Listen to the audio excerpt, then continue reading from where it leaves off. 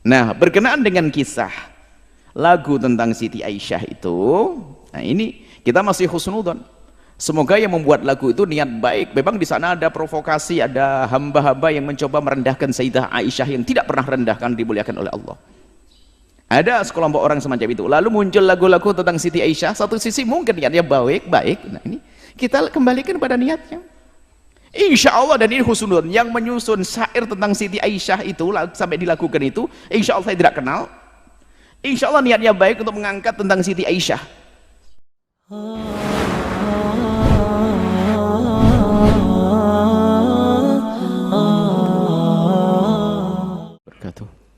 Buya, perkenalkan saya Abdul dari Balikpapan.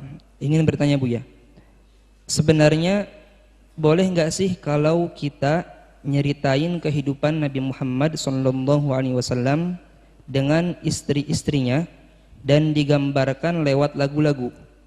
Soalnya ada lagu yang judulnya Aisyah Istri Rasulullah, itu isinya nyeritain keromantisan Nabi, tapi di sisi lain waktu nyebut nama Sayyidah Aisyah, Aisyah saja, tidak pakai Sayyidah. Dan lagu itu banyak disukai sama anak remaja. Jadi banyak yang nyanyiin terus diperagakan, diilustrasikan seperti gambaran di dalam syair itu. Itu bagaimana Buya hukumnya? Karena lagu ini banyak dinyanyikan oleh masyarakat. Bahkan di liriknya juga menggambarkan ciri-ciri fisik Sayyidah Aisyah Buya. Bismillah. Ya. Semua dari kita itu bisa melakukan sebuah kesalahan. Kaidahnya. Kemudian di antara orang bersalah terbagi dua. Yang melakukan kesalahan dengan kesombongannya, nggak bisa dia nasihati. Urusannya dengan iblis dia. Yang kedua adalah orang melakukan kesalahan, ada dua lagi macam, terbagi dua. Melakukan kesalahan, dia tidak dengan sengaja atau dengan sengaja. Kalau melakukan kesalahan dengan sengaja, yang perlu dibenahi adalah kesadarannya. Yang perlu dibenahi adalah hatinya. Kenapa dia melakukan kesalahan dengan sengaja? Ada melakukan kesalahan tidak sengaja. Nah ini yang banyak dari kita. Kalau melakukan kesalahan dengan sengaja, ya tobat, sadar, selesai, diingatkan. Selagi tidak dengan kesombongan, mudah diingatkan.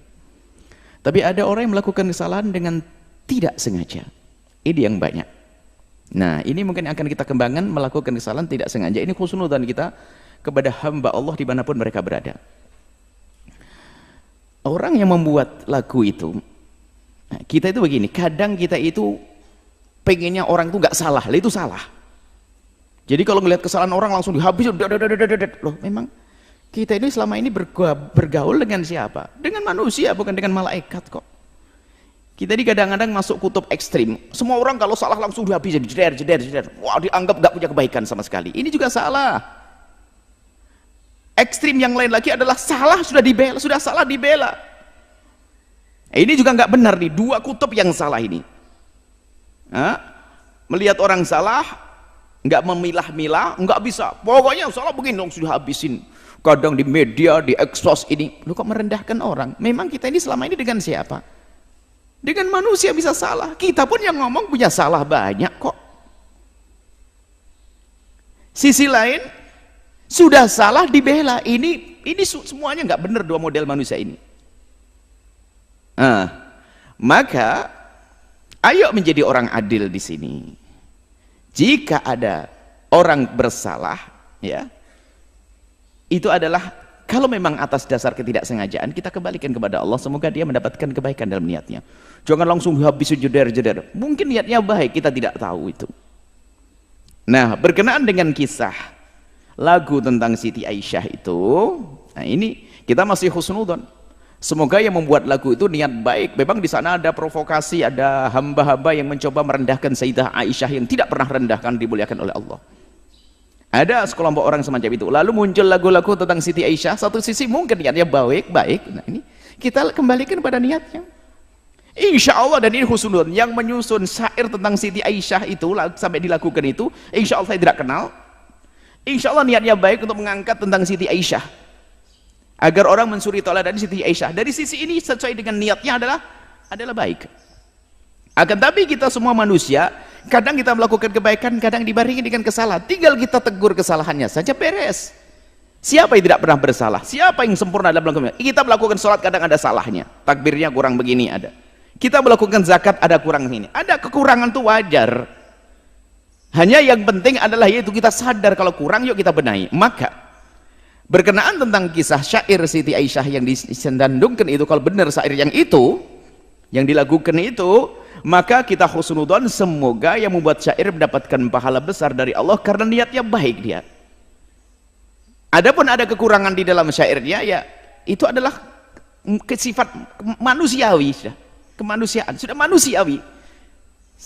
Ada kekurangannya, tinggal yuk kita sempurnakan. Tidak perlu kita menghujat orang semacam ini, nggak ada. Dia niatnya baik, menghadirkan kisah Siti Aisyah yang baik. Hanya kalau ada kekurangannya, mari ayo kita benahi bersama. Dan semoga yang membuat atau yang menyenandungkan mendengar suara ini lalu mencoba mengubah liriknya.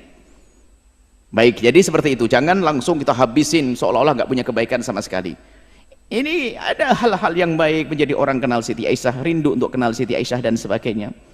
Mungkin ini dari sisi kebaikannya, cuman kalau ada kesalahannya, ayo kita benahi bersama. Pokoknya gini deh, kalau orang jangan merasa benar gak ada salahnya, itu sudah salah kita. Atau menganggap orang harus benar terus gak bakal salah, ini juga salah.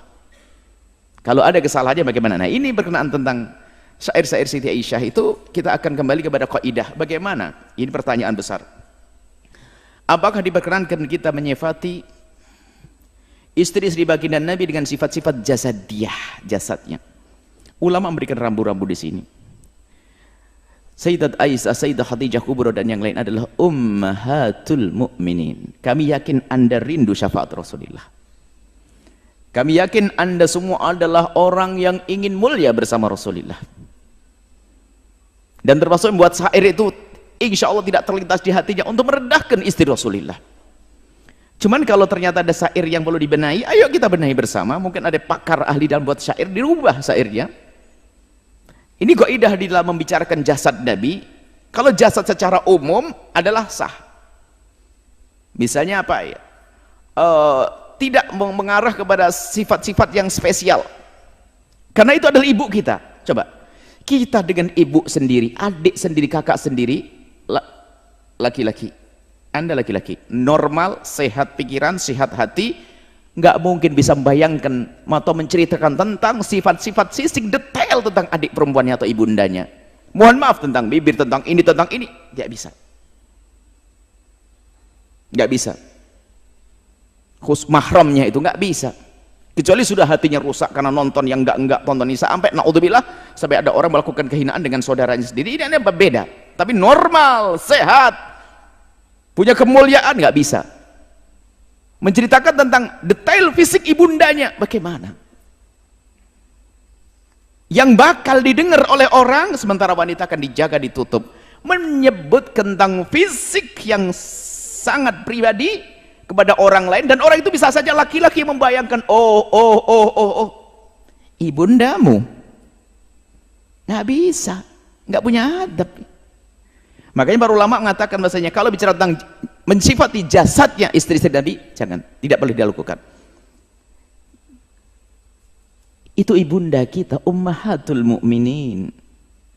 Ummahatul mu'minin. Jadi jangan sampai kita menyifati sifat-sifat jasad yang semua orang akan membayangkan tentang ininya ini. Bahkan segala sesuatu yang ada hubungannya dengan jasad, mari kita tepes itu ibunda kita.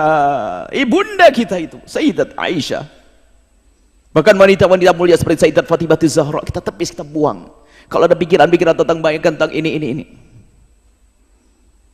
Adapun penyebutan Nabi tentang Humaira, banyak riwayat tentang Humaira, ada riwayat palsu, tapi ada juga hadis yang benar tentang Humaira waktu itu, tentang baginda Nabi di saat ada orang Habasyah, dakhalal Habasyah yal'abun, kemudian Nabi dengan aturidina antanduri atau hibina antanduri ya Humaira, ya Humaira, apakah kau ingin melihat wahai Humaira? Nah, tapi Nabi menyebut Humaira. Lah Humaira itu dalam bahasa Arab itu apa? Dimaknai adalah kalau untuk menyebut orang itu kan ada, kalau bahasa kita ada orang sawo mateng, kulitnya sawo mateng, kuning langsat, Ya. Ada macam-macam. Jadi sifat umum bukan menyifati tentang bibirnya warnanya merah atau pipi merah. Tidak, bukan itu. Humaira itu adalah menyebut orang yang kulitnya bukan kulit hitam, tapi kalau disebut baydo tidak disebut putih dalam bahasa Arab, sebab putih itu ada kesan baros apa? Belang. Jadi tidak sebut putih, tapi Humaira itu adalah bahasa Nabi. Itu bahasa Nabi untuk istri Aisyah. Dan kita tidak perlu mengembangkan makna ini menjadi kemerah-merahan ini itu. Dia hati-hati, jangan itu. Ini nasihat. Jika mendengar silahkan dengar. Ada syairnya?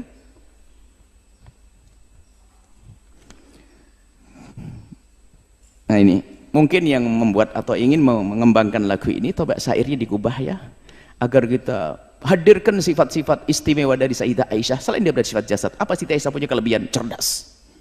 Sampai dia mujtahidah, termasuk minal muktsirin min riwayatil ahadithi, orang yang paling banyak beratkan hadis. Cerdas, pandai, tangkap, penuh kasih, tegas tapi sejuk wajahnya.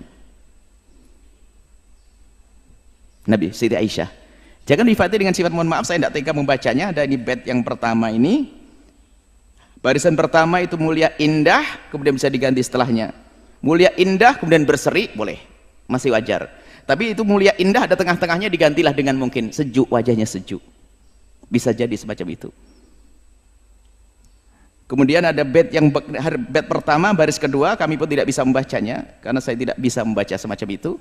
Bisa diganti itu misalnya dengan mungkin sifatnya ditonjolkan cerdas, pandai, dan penuh kasih sayang. Bisa saja diganti seperti itu. Bukan menyifati wajah, saya tidak bisa membacanya. Baris yang kedua dari bait yang pertama, cerdas pandai, penuh kasih sayang, dan penuh kasih sayang bisa, atau diganti dengan pokoknya coba yang punya. Kemudian yang terakhir, bukan ini bait pertama, bait kedua. Bait kedua ya, bila marah Nabi kan memanja. Memang Nabi selalu menghibur, ditambah saat diganti di bawahnya itu bukan dengan itu, menghibur hatinya, bisa dikatakan menghibur hatinya. Nabi selalu kalau Siti Aisyah marah adalah berusaha untuk menghibur hatinya tanpa menghadirkan satu yang ya intinya untuk menjaga jangan sampai kita punya bayangan-bayangan yang kurang pantas kepada ibunda kita. Adapun baginda Nabi pernah minum di bekas gelasnya Sayyidah Aisyah, mungkin bisa saja bekas gelasnya diganti tanpa harus menyebut bentuk fisiknya.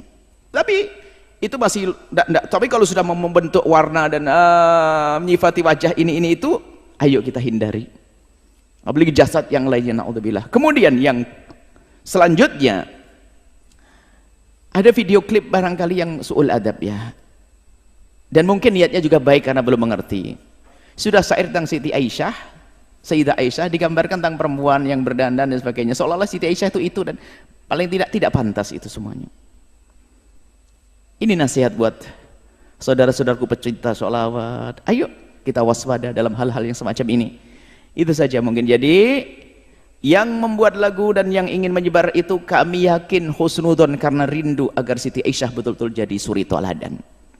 Akan tapi saya manusia, saya pun ngomong begini dalam satu jawaban ada yang salah kok kalau ada yang nyari. Dan saya siap untuk menarik diri kalau tobat, saya siap. Tobat bagi saya adalah sesuatu yang harus saya masuki pintu itu, karena orang salah nggak ada lagi kecuali harus tobat. Maka saya pun yakin Anda yang membuat lagu dan menyebarkan lagu itu, Anda adalah orang-orang yang tulus dan ikhlas. Orang-orang yang tulus dan ikhlas, tinggal sekarang sempurnakan, ayo sempurnakan. Kalau Anda buat program sudah baik, ada kekurangannya, sempurnakan program Anda untuk membawa Siti Aisyah jadi suri teladan kaum wanita. Ayo kita sempurnakan bait-bait syair yang dibenahi. Kemudian juga jangan sampai memperagakan tentang sahabat-sahabat Nabi, istri Nabi. Ingat itu ibunda kita, ibunda istri baginda Nabi SAW, ummahatul mu'minin. Ini bisa kami sampaikan ya. Semoga Allah memberikan balasan segala kebaikan kepada siapapun yang berniat baik. Kemudian semoga Allah memberikan keinsafan kepada kita, siapapun dari kita yang bersalah kemudian ingin membuat perubahan. Jangan sampai Allah menjadikan kita orang sombong dan sombong dan sombong yang tempatnya di dalam kehinaan di neraka. Tawadhu dengan kebenaran, menerima kebenaran, menjauhi kemungkaran, dan semoga kelak Allah mengumpulkan kita di surga bersama baginda Nabi Muhammad, bersama ibunda kita Sayyidah Aisyah radhiyallahu taala anha.